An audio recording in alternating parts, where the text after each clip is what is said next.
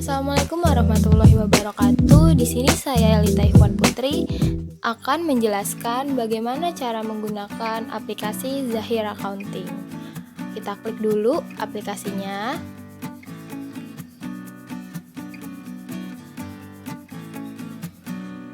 Di sini bakal muncul tampilan awal Zahir Accounting. Kita klik aja langsung ke membuat data baru. Di sini saya udah punya penyelesaian contoh kasus perusahaan dagang. Pertama, kita setup dulu informasi dasar perusahaan seperti nama perusahaan, alamat, kota, negara, sama kode pos. Kita sesuaikan aja datanya.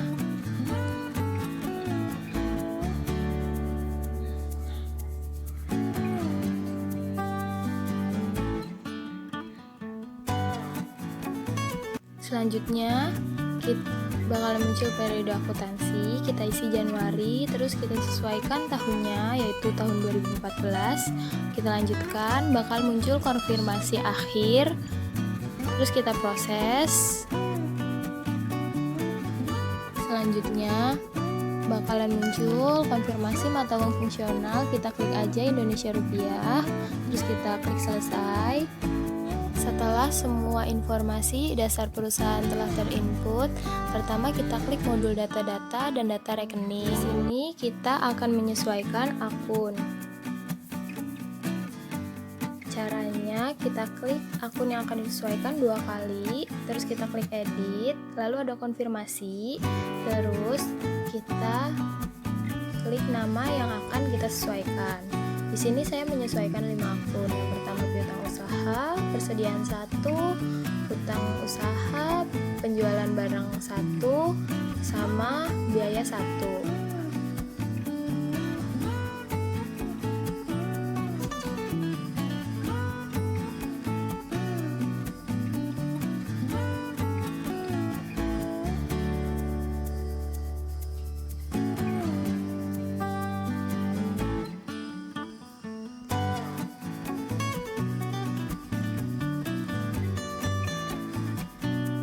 Setelah selesai, kita klik selesai.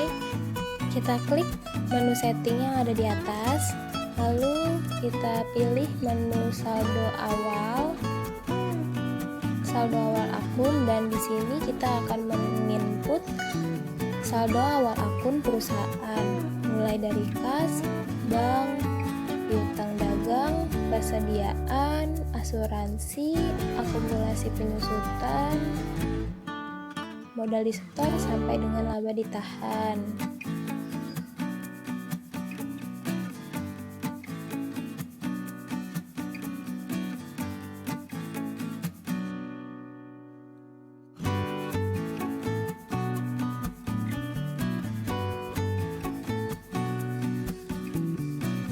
Untuk akun akumulasi penyusutan kendaraan, kita tulis di sini nilainya minus Rp12.500.000.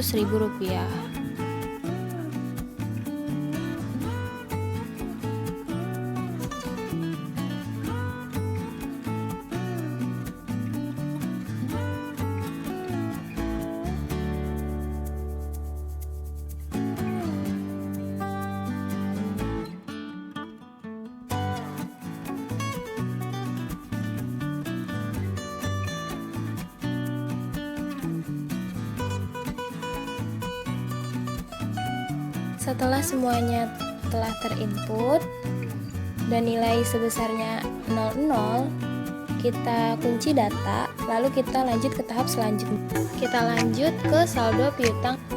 Nah, di sini bentar. Nah, di sini kita ke data nama alamat. Kita masukin, kita klik baru, terus kita masukin ID-nya. Kita sesuaikan aja data-datanya sesuai dengan data yang kita punya. Nah, untuk piutang dagang di sini tipenya kita klik customer. Kita klik rekam, kita ulangin sampai datanya sesuai sama data yang kita punya.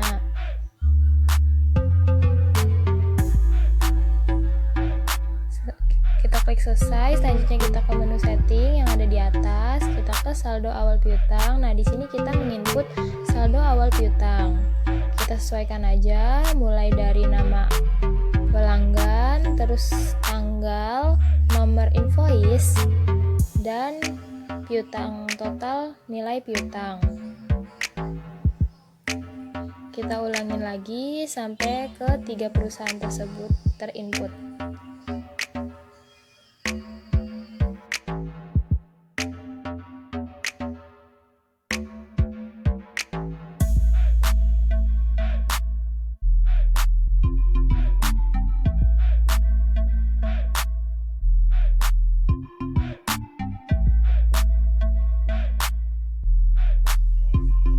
Setelah semuanya telah terinput, kita tutup. Lanjut kita ke saldo hutang dagang. Nah, di sini kita masih diklik data alamatnya. Nah, kita masukin datanya dari mulai ID, nama perusahaan sama tipe. Nah, untuk hutang dagang di sini tipenya kita ganti jadi vendor. Kita lanjutin sampai datanya sesuai sama data yang kita punya.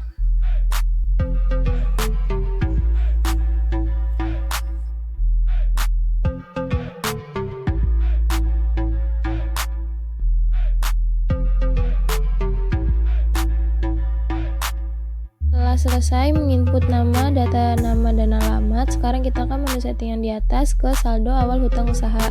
Di sini kita langsung aja klik baru untuk menginput saldo awal hutang usaha dari setiap vendor yang udah kita daftarkan barusan di data nama dan alamat. Kita klik ketiga vendor tersebut satu persatu, terus tanggalnya kita sesuaikan aja. Invoice dan nilai hutangnya kita sesuaikan dengan data contoh kasus yang kita milikin.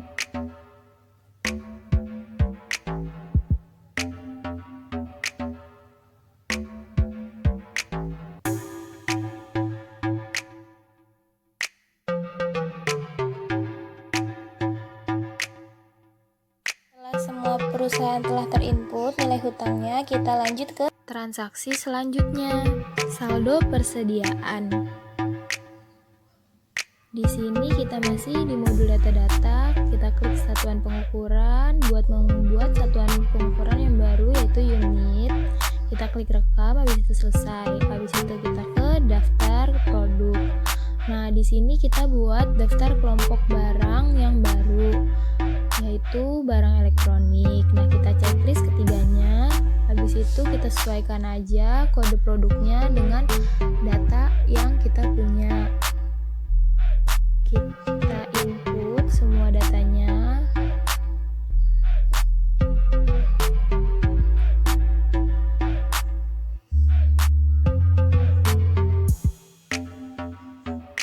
Setelah selesai, kita klik rekam. Habis itu kita klik selesai. Nah, lanjut kita ke data produk.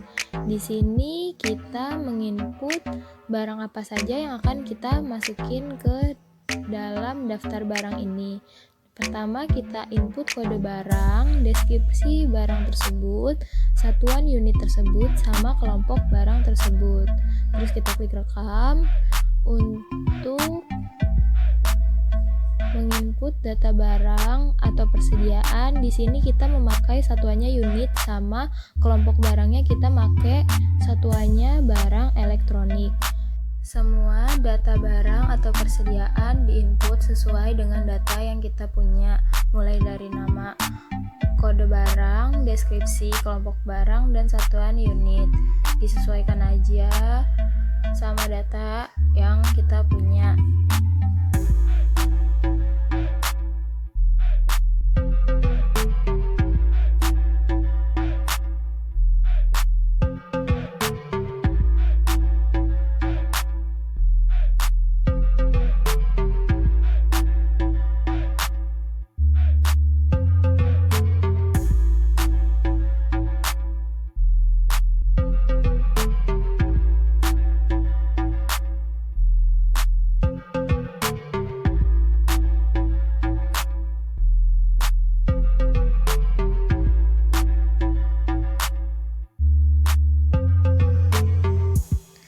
Setelah semua data terinput, kita cek lagi, terus kita klik selesai. Terus kita balik lagi ke setting yang ada di atas, ke saldo awal persediaan. Terus kita list, kita masukin datanya, kode barangnya, stok awalnya, sama harga satuan pokoknya. Semuanya diinput sesuai dengan data yang kita punya, sesuai dengan contoh kasus yang kita punya.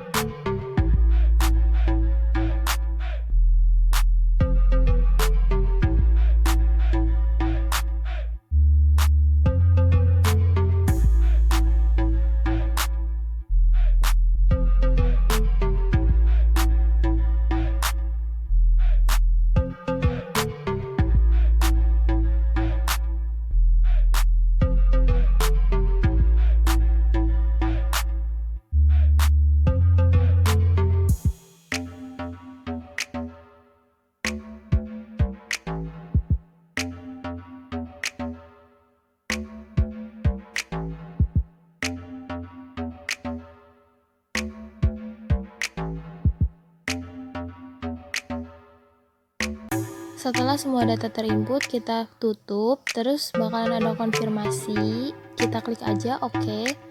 Habis itu, sekarang kita masuk ke contoh kasus yang pertama, yaitu biaya operasional untuk promosi dan iklan. Untuk mencatat transaksi tersebut, kita masuk ke modul kas dan bank, habis itu kas keluar. Terus kita klik penerimanya, jika belum ada nama penerimanya, kita bisa buat baru. Nah, di sini kita kliknya vendor.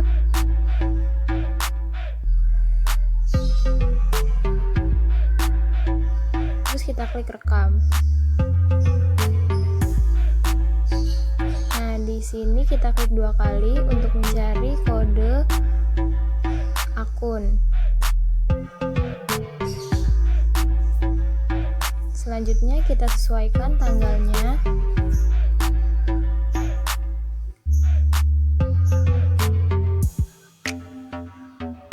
Lalu kita klik nilai sebesarnya.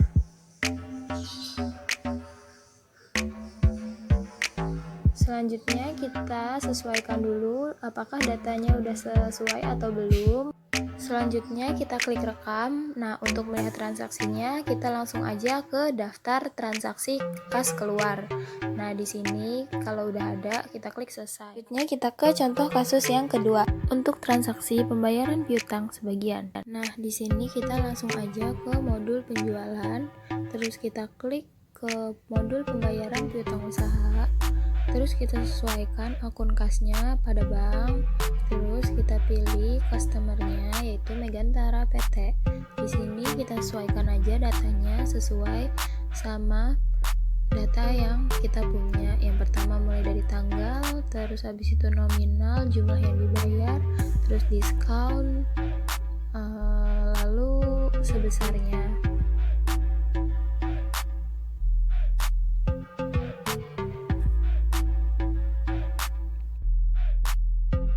Setelah semuanya terinput, kita klik rekam.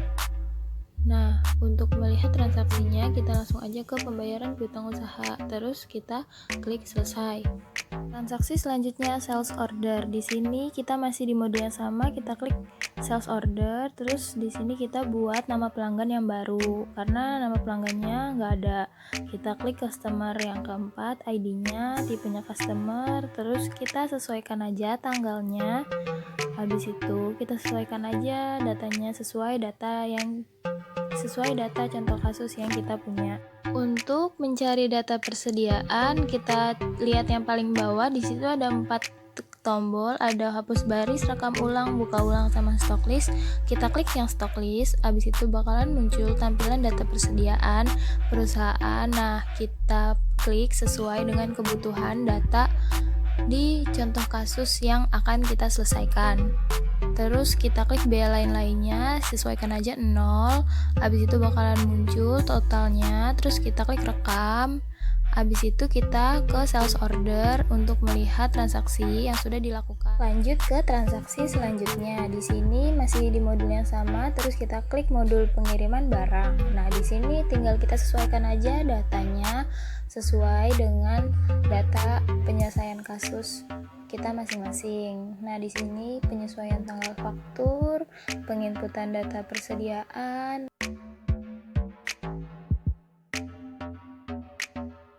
Karena di sini contoh penyelesaian kasus transaksi penjualan kredit dengan uang muka, kita klik dibayar atau uang muka, nilai besar uang mukanya, terus bakalan muncul hasil. Nah, jika ada kesalahan seperti ini, kita sesuaikan lagi datanya. Nah, di sini saya salah di bagian tahun tanggal fakturnya. Seharusnya tanggal fakturnya 2014, tapi saya tahun 2020. Setelah kita sesuaikan tanggalnya, terus kita langsung aja kita klik rekam. Nah, di sini bakalan 0 lagi. Terus kita klik pengiriman barang. Jika telah terinput, kita klik selesai, lanjut ke transaksi selanjutnya. Contoh kasus pembelian kredit dengan biaya pengiriman. Di sini kita langsung ke modul pembelian, terus ke penerimaan barang. Nah, di sini kita input aja datanya sesuai sama contoh kasus yang kita punya.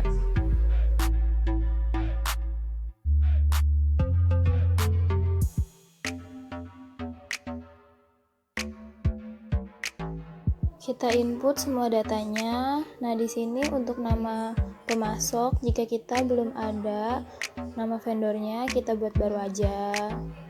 Terus untuk data persediaan, seperti biasa kita klik stock list, lalu kita sesuaikan aja datanya sesuai sama contoh kasus yang kita punya.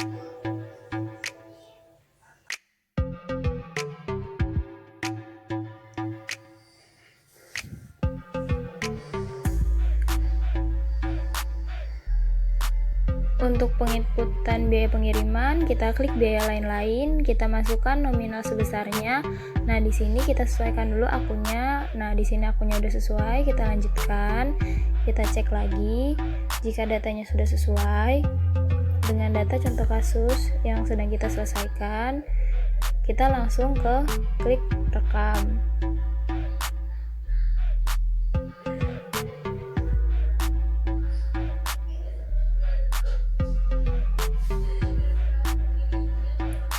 Untuk pengecekan kembali, kita klik daftar penerimaan barang. Setelah terinput, kita klik selesai, lanjut ke transaksi selanjutnya. Transaksi biaya operasional, kebersihan, dan keamanan. Di sini kita langsung ke modul kas dan bank, terus ke modul kas keluar. Di sini kita sesuaikan aja akun kas pada kas. Nah, untuk penerimanya, kita buat akun baru. Kita masukkan ID-nya, nama perusahaannya sama tipenya. Nah, di sini tipenya kita ganti.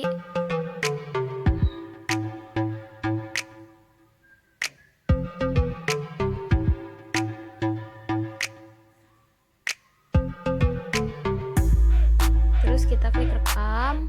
Nah, untuk masukkan kode akun, kita klik 2 kali aja kayak biasanya. Terus kita cari. Nah, kalau misalnya nggak ada, kita tambah akun, kita tinggal klik baru.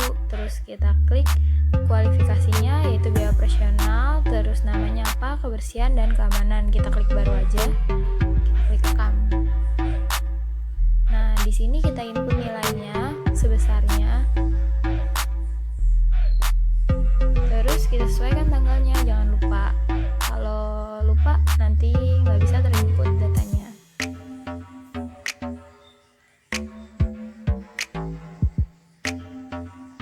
Setelah semua terinput, kita klik selesai. Untuk pemastian data telah terinput, kita langsung aja ke daftar transaksi kas keluar. Penyelesaian contoh kasus selanjutnya ke pembayaran hutang dengan diskon tambahan. Di sini kita langsung ke modul pembelian, terus ke modul pembayaran hutang usaha. Kita sesuaikan akun kasnya, terus kita sesuaikan aja, kita input semua datanya sesuai dengan data contoh kasus yang sedang kita selesaikan.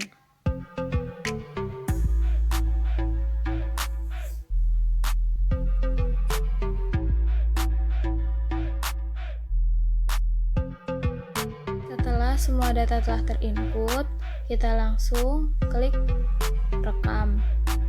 Jangan lupa tanggalnya disesuaikan ya guys.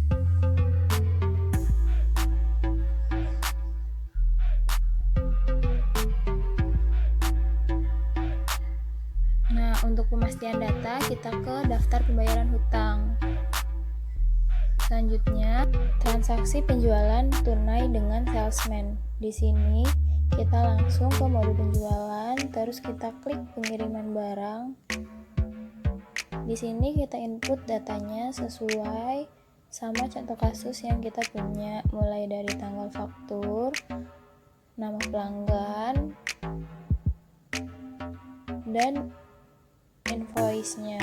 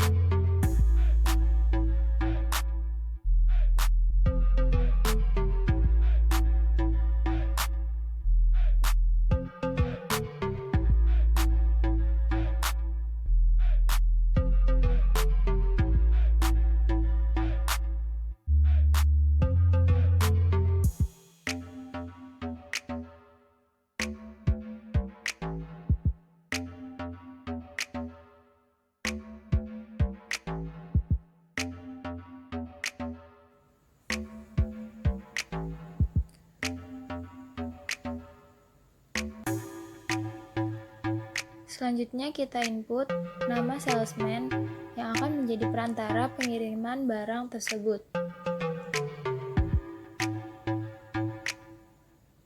Terus habis kita sesuaikan lagi datanya kembali, kita klik rekam. Untuk melihat transaksi tersebut, kita klik daftar transaksi pengiriman barang. Selanjutnya, transaksi pembayaran hutang dengan giro mundur. Di sini kita langsung ke modul pembelian, terus ke modul pembayaran hutang usaha. Terus kita sesuaikan akunnya. Kita klik nama penerimanya. Kita sesuaikan tanggalnya.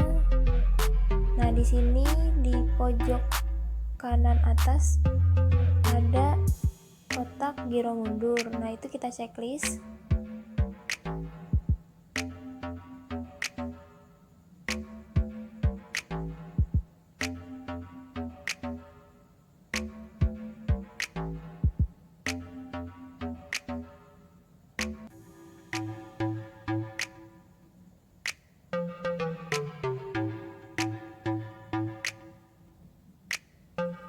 Selanjutnya bakal muncul tampilan konfirmasi. Nah, di sini kita masukin nomor gironya. Terus kita input juga tanggal jatuh temponya. Kita sesuaikan aja datanya.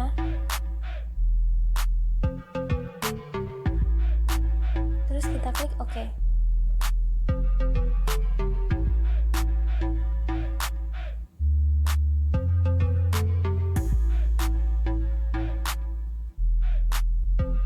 Transaksi selanjutnya transfer kas ke bank. Nah, kita pencet akun kas dan bank, terus kita klik transfer kas. Di sini kita sesuaikan aja akunnya dari kas ke bank. Nah, di sini kita sesuaikan aja tanggalnya. Terus kita masukkan nilai terbilangnya. Setelah itu kita masukkan nominalnya, lalu kita rekam.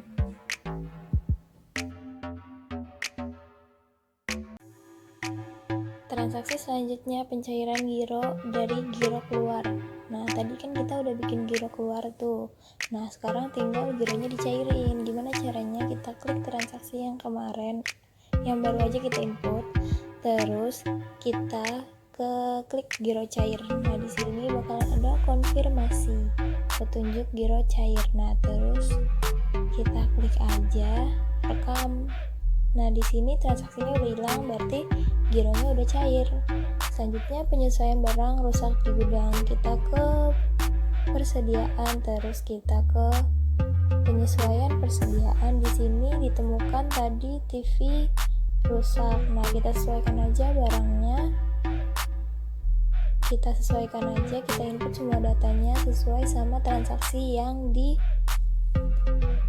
contoh penyelesaian kasus.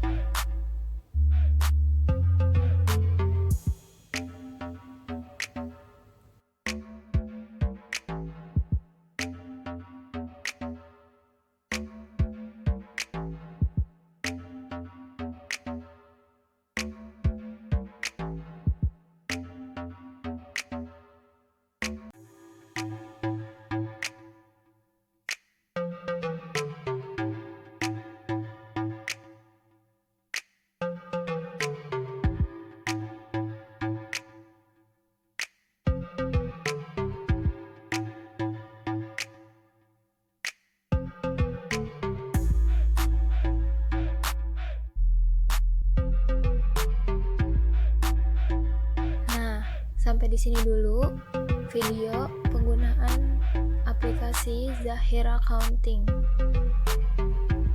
Kita keluar aja langsung dari aplikasi Zahir ini. Kita keluar tanpa backup dan pastinya data kita di sini aman. Cukup sekian, kurang lebihnya mohon maaf. Wassalamualaikum warahmatullahi wabarakatuh.